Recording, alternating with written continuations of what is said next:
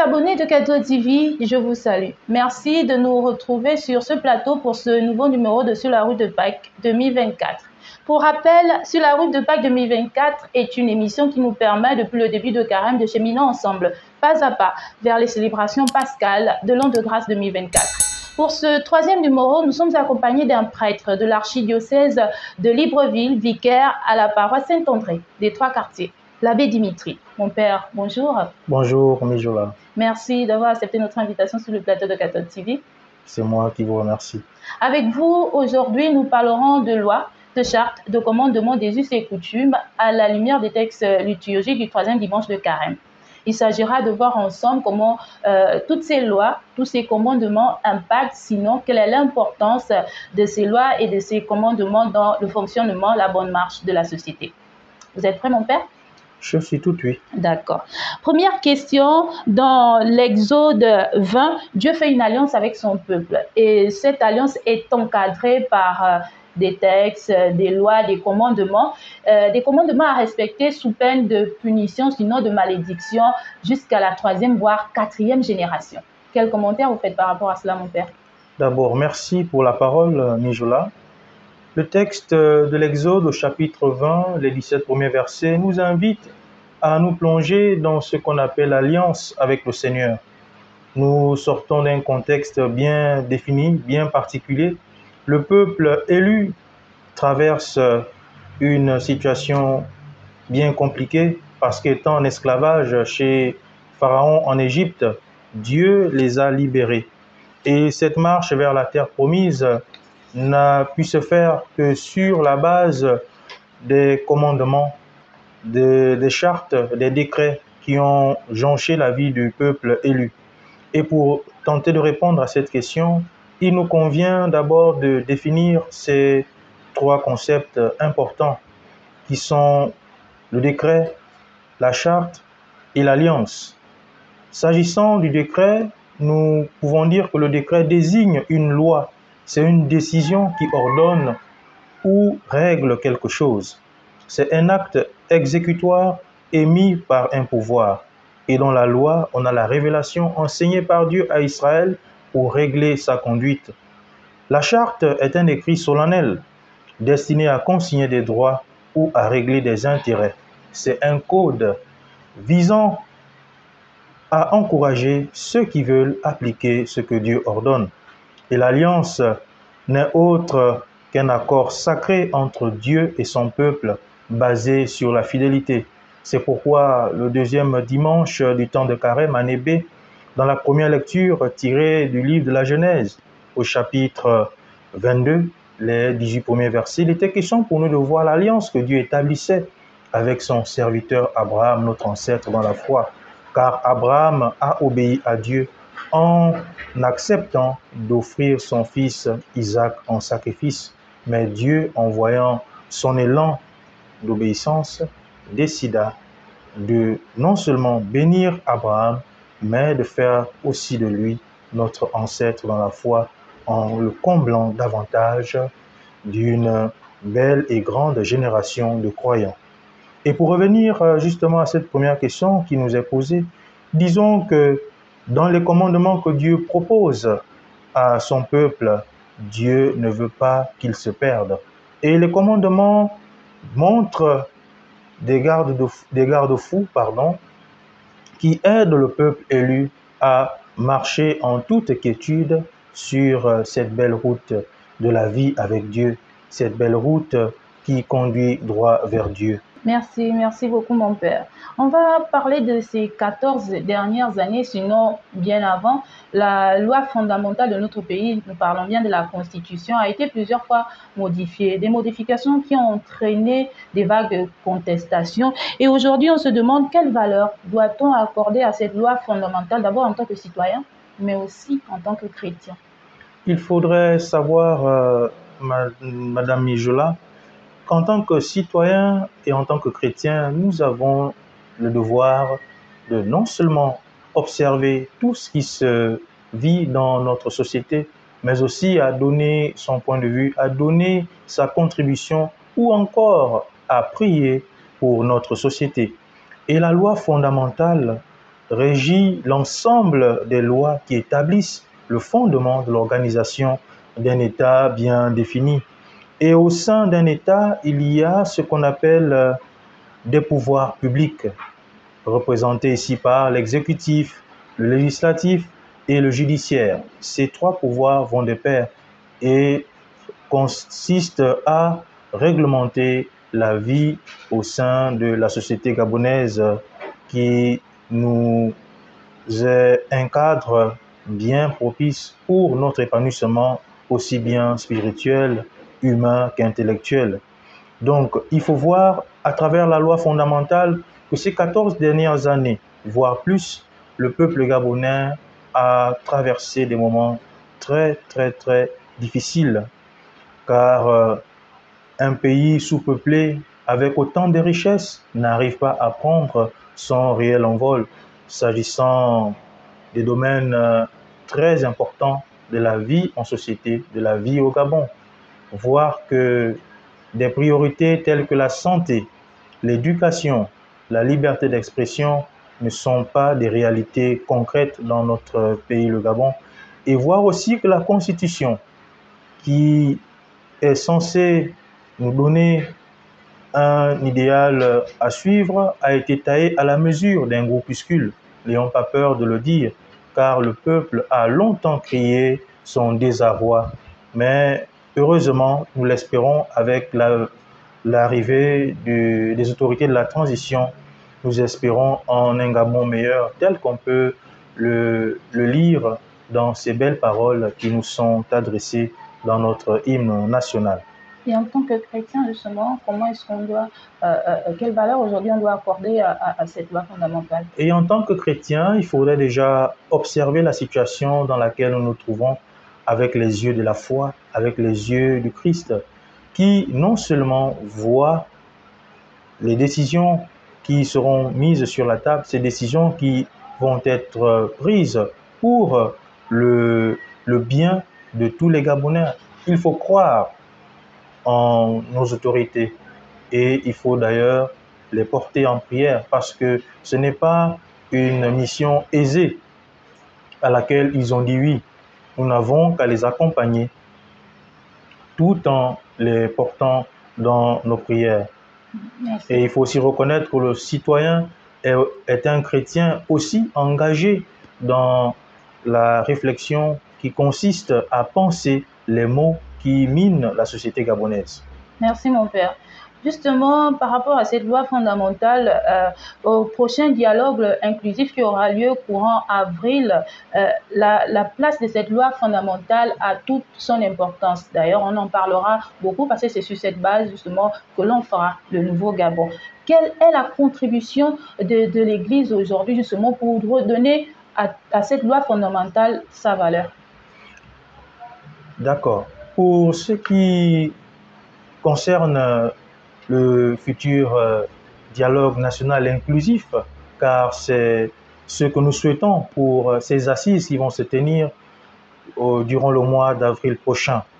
L'Église aura pour mission d'accompagner les acteurs proprement dit de ce dialogue et l'Église les invitera à conjuguer tous leurs efforts pour penser le bien du Gabon, pour penser le Gabon qui, il n'y a pas longtemps, était dans la crainte, car ne sachant pas ce qu'il adviendrait au soir des élections. Mais avec la grâce de Dieu, nous n'avons pas vécu ce que nous craignons en cette période bien précise, c'est-à-dire la période électorale. Mais aujourd'hui, en confiant cette responsabilité à l'Église, les autorités de la transition voient en l'Église un moyen, voient en l'Église une force concrète et authentique pour mener à bien les travaux de ce dialogue national inclusif à venir.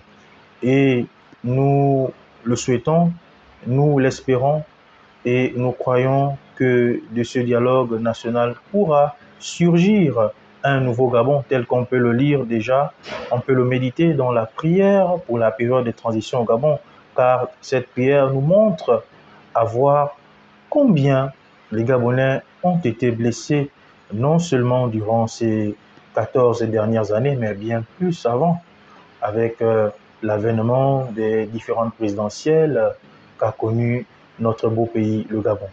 Merci, merci beaucoup, mon père. S'agissant de nos us et coutumes et de nos traditions, le père Paul Mbabesol, dans son livre intitulé Mettre fin au tribalisme à la Fédération des communautés, fait une analyse. Je vous la lis. Il dit, en effet, après avoir vaincu militairement l'Afrique, ils se sont attelés à détruire le système de pensée des Noirs. Beaucoup de prêtres vitalistes ont été tués. Les maisons de vie et les lieux d'enseignement ont été détruits. Les forêts sacrées brûlées, les lieux saints profanés, les objets de culte volés et transférés dans les musées en Occident. Le dernier coup mortel a été porté par les autorités chrétiennes qui ont diabolisé toutes nos pratiques religieuses. Fin de citation. Alors dites-nous, mon père, est-ce qu'on peut considérer que l'Église en elle-même a contribué à l'affaiblissement de nos us et coutumes et de nos traditions ancestrales? Avant de répondre à cette question, je dirais que je ne prêterai pas à l'Église cette veste colonialiste, car l'Église, nous le savons, c'est la maison des enfants de Dieu. Et la mission de l'Église consiste à répandre l'Évangile, l'Évangile qui est la bonne nouvelle du salut annoncée à toutes les nations. L'Église, pour tenter d'apporter une réponse à cette préoccupation qui vient de nous être posée, je ferai un petit témoignage. Lors de la rédaction de mon mémoire de fin de cycle au Grand Séminaire national Saint-Augustin, travail de recherche que j'avais basé sur l'éducation, sur l'école catholique comme force d'éducation pour la jeunesse au Gabon. Il m'a été donné de rencontrer le père Paul Mbabesol pour discuter avec lui afin d'avoir plus amples informations sur ce que je recherchais dans mon travail de fin de cycle. Il me disait lors de notre entretien que les missionnaires ont fait un travail important pour la jeunesse gabonaise, en me citant déjà la création de la première école catholique, basée même dans l'enceinte de la vallée Sainte-Marie en 1845. Nous avons eu droit à la création de la première école catholique. Et le travail des missionnaires consistait non seulement à enseigner l'Évangile aux jeunes garçons et aux jeunes filles qu'ils accompagnaient, mais aussi ils leur transmettaient des valeurs propres à leur foi pour les aider à être des hommes et des femmes valides et capables sur qui la société et l'Église pourraient compter à n'importe quel moment. Je ne dirais pas que l'Église a contribué à l'affaiblissement de nos valeurs traditionnelles ou des règlements de vie traditionnels, mais plutôt l'Église a fait ce travail de purifier ce qu'il avait lieu de purifier dans ce que nous avons comme potentiel traditionnel. C'est-à-dire que lorsqu'il y avait, par exemple, un conflit à régler, il n'y avait pas lieu de procéder par la violence ou encore par des pratiques traditionnelles qui n'honorent pas le Saint-Nom de Dieu, mais bien au contraire, à s'asseoir entre frères, à discuter pour trouver des raisons qui favoriseraient la réconciliation et la communion fraternelle au sein de nos différentes communautés. D'accord, merci beaucoup, mon père. Du coup, quelle nuance faudrait-il faire entre la notion d'idolâtrie telle qu'évoquée dans Exode 20 et les pratiques religieuses traditionnelles ancestrales? Pour répondre à cette question, est-ce qu'il y a-t-il d'abord une nuance, mon père? On peut faire une nuance. J'étendrai la réponse sur deux pans. Le premier pan, c'est l'idolâtrie dénoncée dans l'Exode au chapitre 20, les 17 premiers versets, ce texte que nous allons méditer dimanche prochain en première lecture. Car le texte nous enseigne que l'idolâtrie naît du fait que le peuple était tenté d'adorer d'autres dieux. Et nous savons que Dieu est un Dieu jaloux, car il nous le dit que sans lui, il n'y a pas de vie, sans lui, il n'y a pas de Dieu. Il n'était pas question pour le peuple d'aller adorer d'autres dieux. Voilà un des arguments que nous pouvons avancer pour dénoncer l'idolâtrie dans Exode 20. Maintenant, partons des pratiques traditionnelles africaines. Je dirais que l'idolâtrie, d'abord, pour faire un petit bond dans l'histoire, les Africains croyaient déjà en l'existence d'un être suprême et cela pouvait se matérialiser à travers les différents phénomènes naturels tels que le soleil, la pluie, les tonnerres, les arcs-en-ciel et tout ce qu'on pouvait observer notamment dans leur façon de vivre. L'idolâtrie naît du fait qu'on prenait, par exemple, des talismans en qui on mettait toute notre foi, toute notre confiance. Comme quoi, sans un talisman, il était incapable pour les hommes d'aller, par exemple, à la guerre pour défendre la communauté, ou des hommes d'aller à la chasse pour pouvoir nourrir la communauté.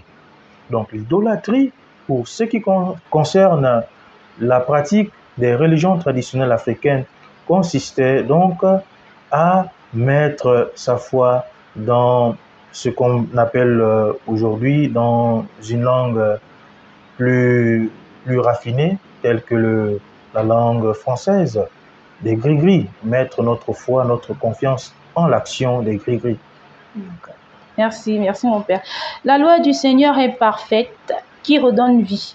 La charte du Seigneur est sûre, qui rend sage les simples. C'est une citation du psaume 18. On parle de loi parfaite et de charte sûre. Au Gabon, on a assisté au vote de loi. On a par exemple assisté au vote de loi sur la dépénalisation de l'homosexualité. Aujourd'hui, on a la charte de la transition qui fait débat sur certaines de ces dispositions. On peut alors dire, mon Père, que l'histoire collective de notre Gabon a tous surfe parfois entre scandale et même folie. Qu'en dites-vous? Pour la loi portant sur la dépénalisation, c'est vrai, ça a entraîné une grande vague de contestation, de voix qui se sont élevées à travers les réseaux sociaux. Parce que lorsque cette fameuse loi sur la dépénalisation faisait débat à l'Assemblée nationale, le peuple attendait impatiemment la position de l'Église. Ce qui a été fait, l'Église a rappelé le fondement du mariage. L'Église a rappelé la théologie du mariage en ramenant le peuple à l'essentiel, parce que le mariage, c'est l'union entre un homme et une femme, ni plus ni moins. Et c'est aussi pour les citoyens et les chrétiens gabonais une satisfaction, parce qu'une fois la charte de la transition a été proposée à l'ensemble du peuple gabonais, il y a une phrase qui m'a intéressé, qui a attiré mon attention, c'est cette phrase qui rappelait ou qui affirmait haut et fort que le Gabon étant régi par une tradition, par une constitution, donc il serait inconcevable de penser le mariage en dehors d'un homme et d'une femme. Et pour dire vrai, la charte de la transition soutient le mariage entre un homme et une femme. Et du coup, mon Père, en cette période de transition, de quoi avons-nous concrètement besoin quand on regarde tout ce dont vous venez de parler? En cette période de transition, il faudrait que tous les acteurs, non seulement du comité de transition pour la restauration des institutions, il faudrait que les acteurs de cette plateforme, ou de cette équipe, ou de cette famille, se penchent bien sur les questions vitales pour la bonne marche de notre beau pays, le Gabon. Il faudrait qu'on pense concrètement les questions qui nous emmènent à redonner au peuple gabonais sa joie de vivre. Entendons par là la prise en compte des questions essentielles telles que l'éducation, la santé, le logement et le développement des infrastructures routières, aéroportuaires ou même maritimes ou ferroviaires. Voilà des questions essentielles sur lesquelles le comité pour la transition et la restauration des institutions devrait se pencher. Et il faut aussi savoir que les Gabonais ont été blessés. Et pour penser cette blessure, il faudrait que les nouvelles autorités restaurent aussi les mentalités afin d'éviter que les Gabonais se regardent entre eux en ennemis. C'est d'ailleurs la raison pour laquelle la prière pour la période de transition insiste sur la sagesse qui vient de Dieu. Cette sagesse qu'on souhaite à tous les acteurs de la transition afin de penser un Gabon un et authentique. Merci mon Père. Je vais vous lire la finale de l'évangile de Jean qui sera proposée à notre méditation pour ce 3e dimanche de Carême. Beaucoup crurent en son nom à la vue des signes qu'il accomplissait. Jésus, lui, ne se fiait pas à eux parce qu'il les connaissait tous et n'avait besoin d'aucun témoignage sur l'homme. Lui-même, en effet, connaissait ce qu'il y a dans l'homme. Comme je vous disais, c'est la finale de l'évangile de Jean. Du coup, mon Père, on se demande qu'est-ce qui peut pousser l'homme à se révolter contre la loi et plonger dans l'anarchie? Merci pour cette question qui nous permet de clore notre bel échange. En disant déjà à tous ceux qui nous suivent à travers la voix de Cathol TV que l'évangile le dimanche prochain, 3e dimanche du temps de Carême, année B, se lit dans Jean, au chapitre 2, les versets 13 à 25. D'abord, le texte commence par Jésus qui arrive au temple et qui prononce des paroles fortes comme quoi le temple du Seigneur n'est pas une maison de commerce, c'est pas un refuge pour les bandits, comme pour nous inviter à prendre au sérieux la maison du Seigneur, car c'est dans la maison du Seigneur que tout être vivant est restauré, est lavé de toute iniquité, est lavé de tout péché. Jésus nous invite d'ailleurs à voir en la loi un moyen pour bien vivre. Et si l'homme s'acharne contre la loi, c'est peut-être parce que il ne voit pas en ces personnes qui sont censées montrer la loi, qui sont censées faire appliquer la loi, vivre en véritable témoin de la loi qu'ils, semble-t-il, défendent. C'est pourquoi l'homme s'insurge, car on le dit si bien qu'à une loi injuste, nul n'est tenu d'obéir.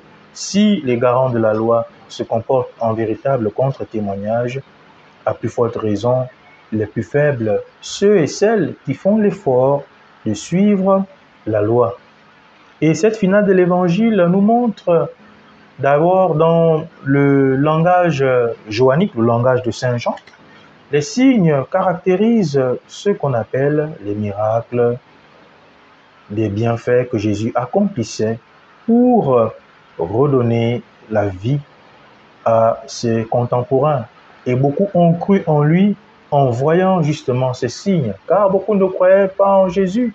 Il a fallu qu'il opère des grands signes, qu'il fasse des choses merveilleuses pour que beaucoup croient en lui. Et pour nous, en ce temps de carême, n'attendons pas d'abord de vivre des grands signes pour croire en Jésus, car un des grands signes de Jésus que nous bénéficions chaque jour, c'est le souffle de vie, c'est sa parole à travers laquelle il nous communique la vie des enfants de Dieu.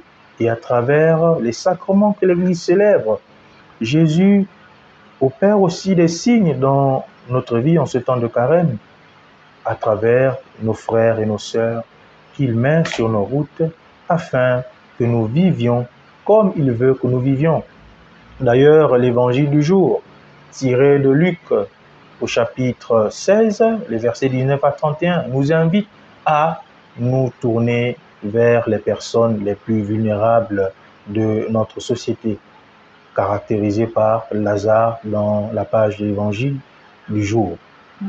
Nous sommes appelés à aller vers les plus pauvres, vers les personnes qui n'ont plus espoir en la vie, vers les personnes laissées pour compte, entendons par là les veuves, les orphelins, les malades abandonnés dans les hôpitaux et nos frères en détention dans nos différentes maisons d'arrêt.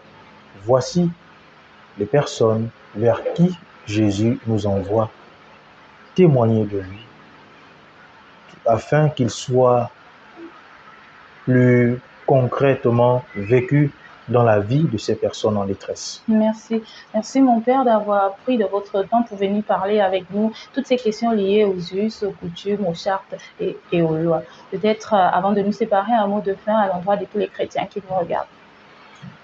Merci.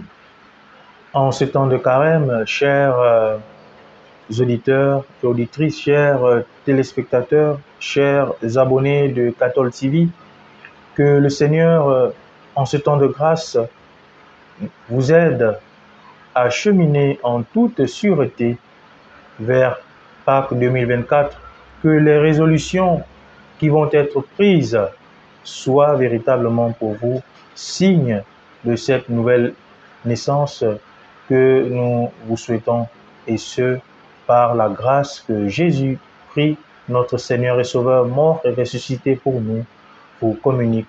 Amen. Amen. Merci mon Père. Merci pour ce beau message et nous disons déjà bon 3e dimanche de carême. Merci.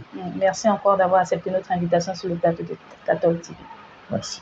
À vous également, chers téléspectateurs, nous vous disons merci. Merci d'avoir été des nôtres pour ce 3e sur la route de Pâques 2024. Nous vous disons à très bientôt pour le 4e.